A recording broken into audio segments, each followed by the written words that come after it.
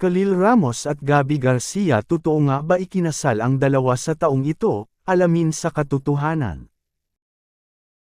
Matapos inanunsyo ng dalawang ito na save the date January 22, 2026, lahat ay nabigla at laking gulat sa mga tagahanga nila. Maraming nasyahan at nagpaabot ng congratulatory sa couple na sina Gabby at Khalil Ramos dahil nagaganap na ang kanilang pinakakahantay ang celebration na ito. Masayang-masaya ang dalawa sa kuha ng litrato sa aming source, habang nakasuot ang actress ng puting gown at suit naman sa aktor na si Khalil. Inamin ni Gabby noon na ang magtagal ang kanilang relasyon at ang ikasal sa isa't isa ang kanilang goals.